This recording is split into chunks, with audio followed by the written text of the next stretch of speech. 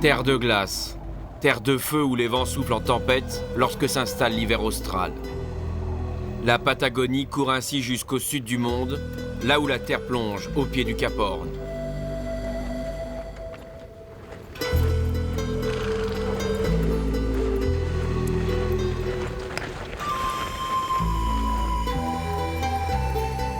Ici se termine le monde, dit Pablo Neruda. La terre se rétrécit comme l'ovale d'un œuf, et c'est pourquoi la lune semble aussi grande et les étoiles aussi proches.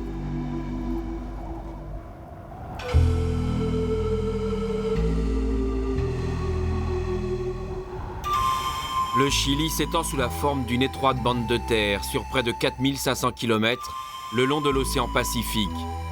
Et tout au bout, la Patagonie. Cet espace très peu habité, presque désert comparé aux 5 millions de Chiliens qui s'entassent dans la capitale, 2000 km plus au nord.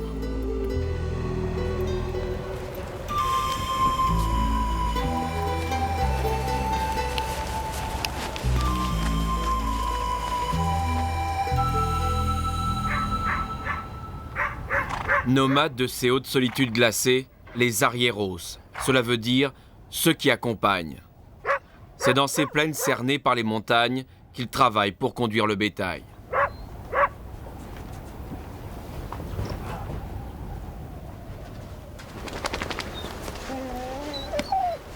Toujours accompagnés de leurs 2 ou 3 chiens et coiffés de leur éternel boina, le béret des régions du sud que portait Che Guevara, les arrieros, ces hommes à cheval, sont les véritables armes de ces terres balayées par le vent.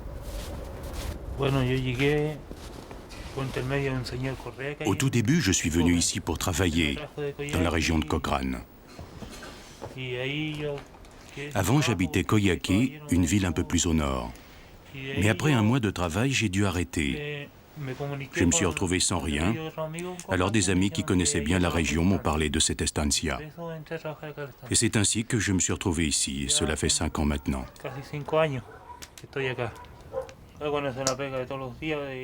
Tous les jours, on doit s'occuper de nos chevaux avant d'aller travailler. Après, on va surveiller le bétail.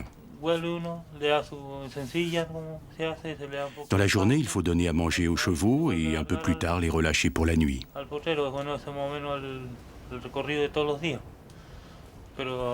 Souvent aussi, il faut rassembler tout le troupeau pour changer les chevaux qui sont fatigués. Car ici, toute la journée se passe à cheval. Ma vie n'a pas trop changé, parce qu'avant, je faisais à peu près le même travail à Coyhaique. La seule différence, c'est qu'ici, dans le sud, le mauvais temps est vraiment plus dur. Le vent souffle souvent, mais ce qui change surtout, c'est la végétation qui est plus clairsemée. Et puis aussi cette nature qui est vraiment sauvage. Ici, on a de l'espace.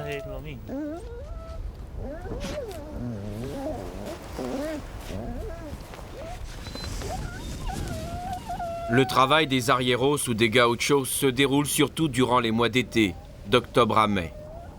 Sur cette partie du monde austral, l'hiver s'installe dès les premiers jours de juin pour durer jusqu'en septembre. Et l'hiver, pour les hommes des estancias, il n'y a plus rien à faire qu'à entretenir les clôtures, surveiller le bétail et quelquefois dépouiller les bêtes mortes de froid pour nourrir les chiens. Avec la neige, le froid, le vent, c'est vraiment difficile de travailler ici. Mais qu'il neige ou qu'il pleuve, il faut sortir pour le bétail. Il faut toujours s'en occuper. Personne ne vous oblige à sortir quand le temps est mauvais. Mais les bêtes sont là qui attendent. Alors il faut y aller.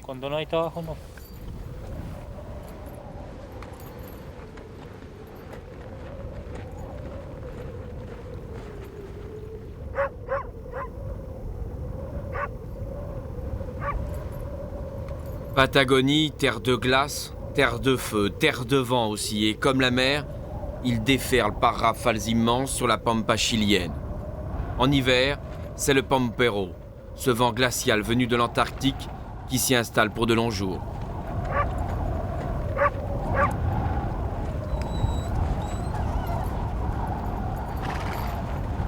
Aujourd'hui encore, José parcourt l'Estancia pour voir si le bétail, surtout les moutons, ne se sont pas égarés dans des zones trop enneigées ou si les clôtures n'ont pas souffert des dernières tempêtes.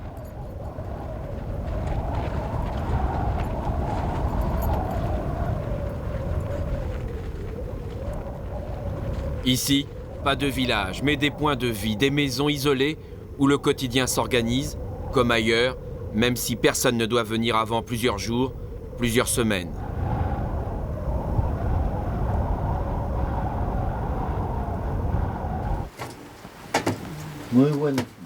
La vie s'installe, indifférente au vent violent qui arrache la neige. Ce vent patient, toujours répété, qui peut souffler des jours et des jours, mais la Patagonie est têtue.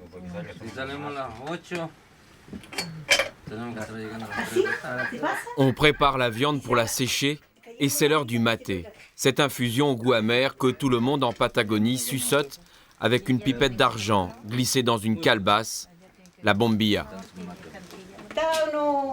La viande est suspendue ici pendant 5 à 6 jours, avec du feu et beaucoup de fumée pour bien la sécher. Quand elle est prête, elle devient comme celle-ci, très sèche, très dure. À ce moment-là, vous avez une bonne viande qui peut se conserver et qu'il suffit de découper en tranches pour préparer un bon charqui. Cette viande fumée que l'on mange très souvent dans le sud chilien.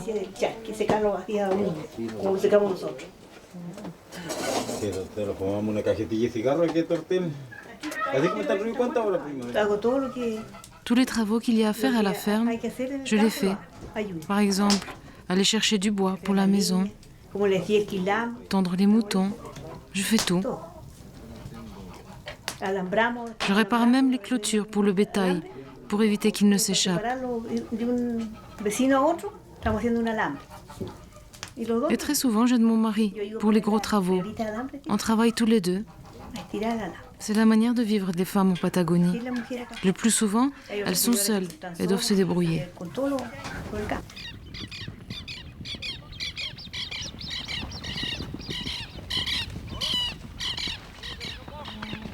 À l'origine, le gaucho d'Argentine ou l'arriero du Chili est un homme seul. Il se déplace sur ces immenses étendues portant le légendaire poncho noir et mâchonnant son maté.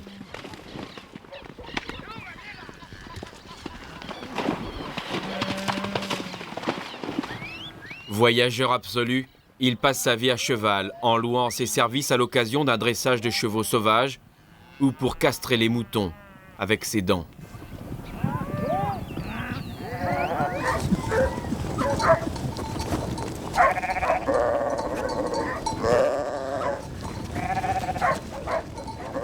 Le printemps est revenu. Le travail des arrieros va reprendre durant les mois de beau temps de l'été austral.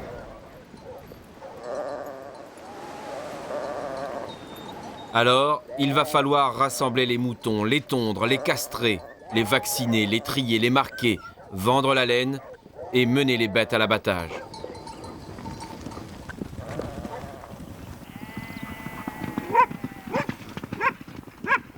Et pour tout ce travail, les hommes au béret noir, accompagnés de leurs chiens et de leurs chevaux, irremplaçables compagnons de ces terres de vent. J'ai travaillé pour avoir mon premier cheval. Après, cette jument a eu un poulain qui a grandi et que j'ai dressé moi-même. Aujourd'hui, j'ai 3 chevaux. C'est dur de les dresser? Oui, c'est difficile, surtout quand on est seul. On souffre pour leur faire accepter la selle. À 2, ça va, c'est plus facile. Mais tout seul pour les dresser, on risque vraiment sa vie. Quand on les monte à cru pour la première fois, ils partent comme des fous à travers la montagne et peuvent se jeter dans la rivière, n'importe où. Ils peuvent vous tuer.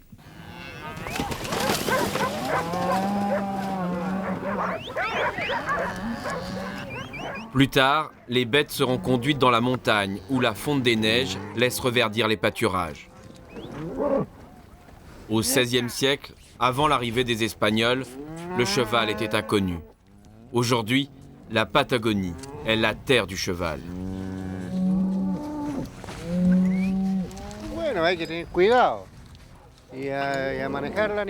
Dans un pays comme celui-ci, il faut aimer le cheval.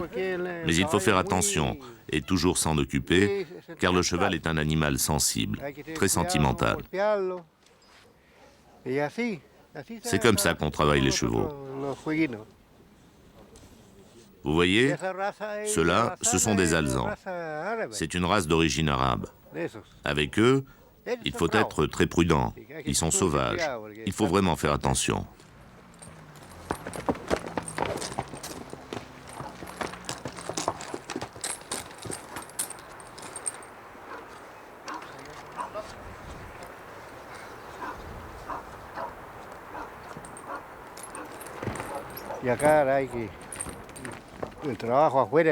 Le travail dans les estancias ne peut se faire qu'avec eux.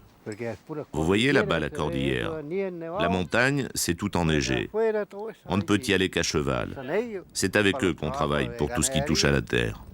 Pour les vaches, les moutons, les réparations des clôtures, tous les travaux. On ne peut le faire qu'à cheval.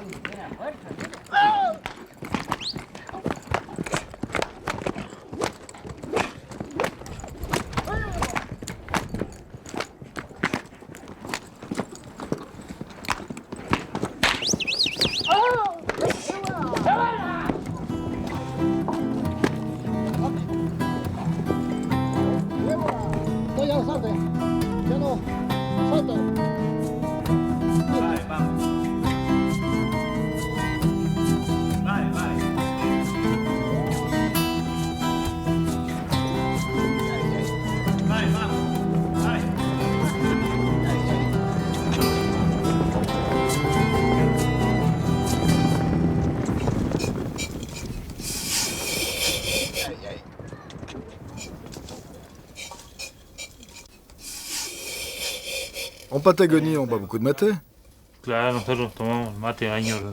Oui, on prend du maté toute l'année dans cette région. Mais ici, vous l'achetez où? On ne l'achète pas. C'est l'estancia qui nous le donne.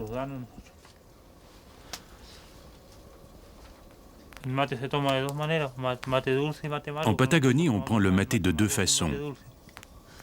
Un maté qui est doux pour les femmes et un autre qui est plus fort pour nous.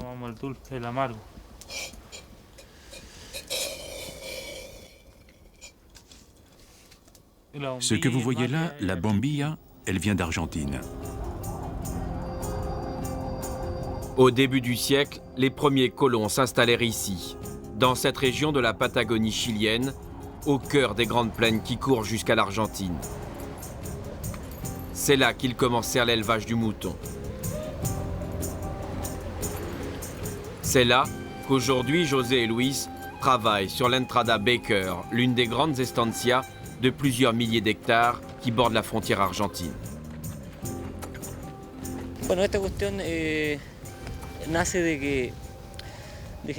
Quand tu n'as pas fait d'études, la seule solution, c'est de travailler sur l'estancia. Dès l'âge de 9 ans, tu commences à aller à cheval avec ton père et tu fais avec lui le tour des terres pour surveiller les troupeaux. Tu apprends à découper une bête, à poser un piège ou à sceller un cheval. Pour moi, ça a été la seule école que j'ai connue ici.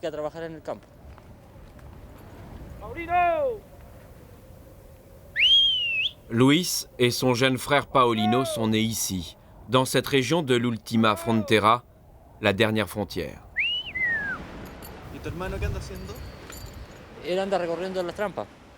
Mon jeune frère est parti voir les pièges et je pense qu'il a trouvé quelque chose. Dans la journée, on va chacun de son côté et on fait ce qu'on a à faire. Par exemple, il y en a un qui va voir les pièges et l'autre qui s'occupe des bêtes. Mais chacun ramène à la maison ce qu'il a trouvé.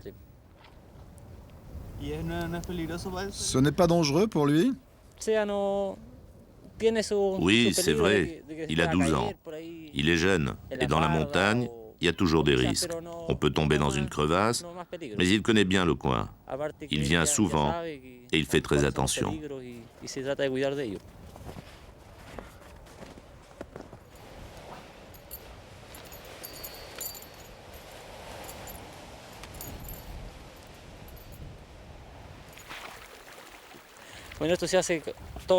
Tous les jours, je parcours l'estancia et je surveille les moutons, mais aussi les pièges pour voir s'il n'y a pas un animal qui s'est pris dedans, ou voir si un renard ne rôderait pas autour des troupeaux, ou le puma qui vient aussi quelquefois ici. Oui, le puma peut être dangereux. Il ne va pas vous attaquer, mais si vous le rencontrez à cheval, il vaut mieux s'écarter, car le cheval peut prendre peur. Il risque de tomber, ça peut devenir très dangereux.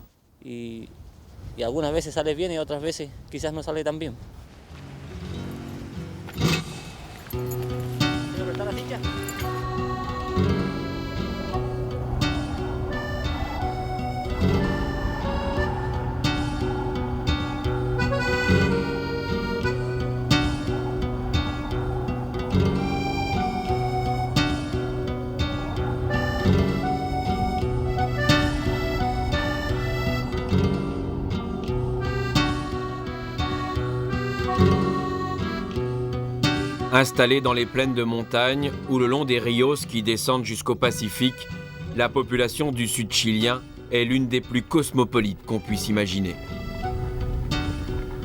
Exilés d'Europe centrale, affamés, révoltés ou aventuriers rêvant d'Eldorado ont peuplé ces immensités glacées qui, jusqu'au début du siècle, échappaient à peu près à toute loi.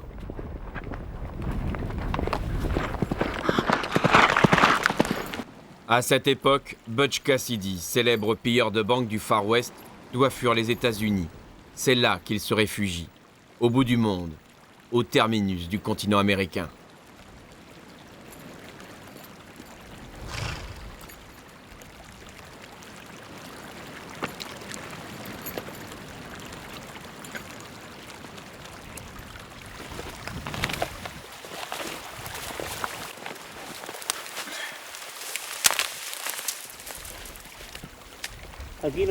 Il n'y a rien ici.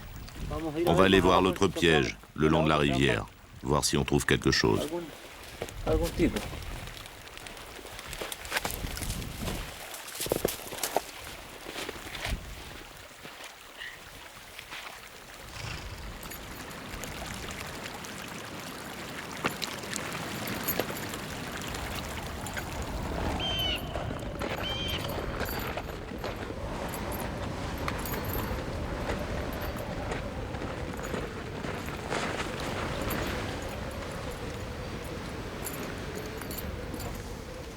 Le Grand Sud chilien n'est pas un désert de sable ou de cailloux. En été, c'est une étendue ininterrompue d'arbustes épineux.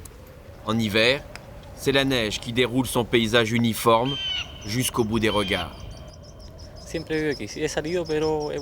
Quelquefois, j'ai dû partir, mais je suis toujours revenu. J'aime beaucoup cet endroit. J'y suis bien. Pour moi, ce serait difficile d'imaginer vivre ailleurs. Là, je suis né avec la neige et j'en ai besoin.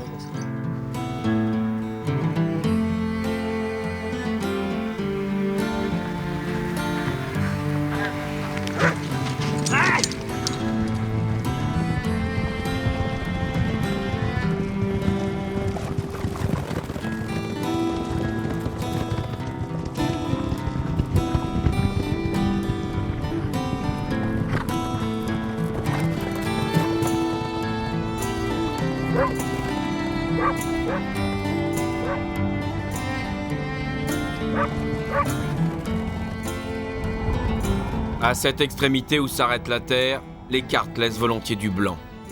Terra incognita, ce qui explique en partie les difficultés pour se déplacer. Il faut savoir accepter cet environnement de vent, de pluie, de neige et de grands espaces qu'aucune route ne dessert. C'est ça, la vraie dimension de ce pays.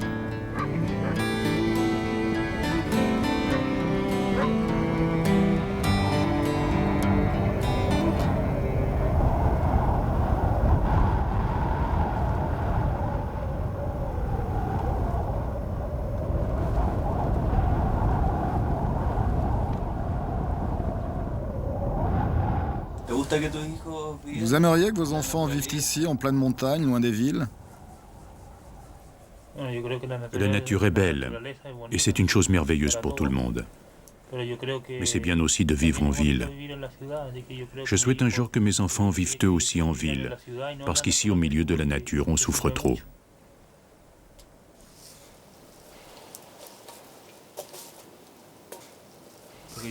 Toute ma vie, j'ai travaillé avec les chevaux. J'ai appris à monter à cheval quand j'avais 10 ans. Aujourd'hui, j'ai 32 ans. J'ai toujours été à cheval. Si un jour je dois retourner m'installer en ville, ce qui me manquera le plus, ce sont mes chevaux et mes chiens qui sont mes vrais compagnons et avec qui je travaille tous les jours.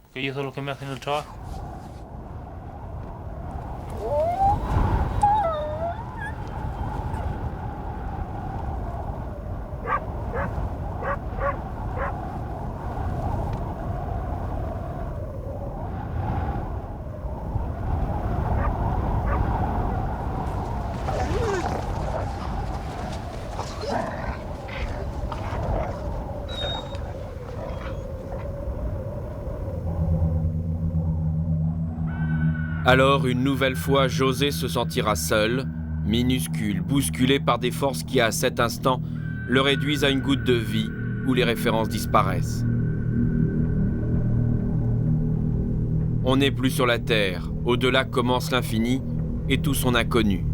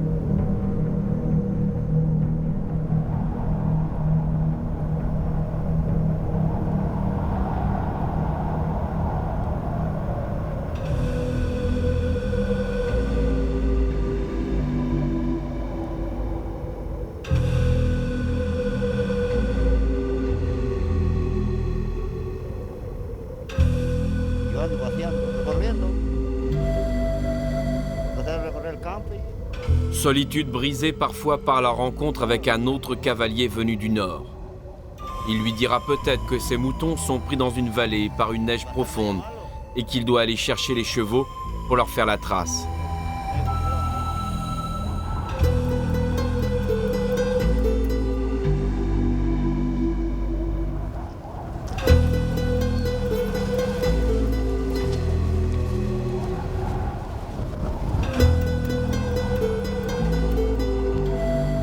Ces espaces de plaine et de pampa où s'affrontent les caprices du Pacifique et de l'Atlantique resteront pour quelques années encore le royaume du cheval.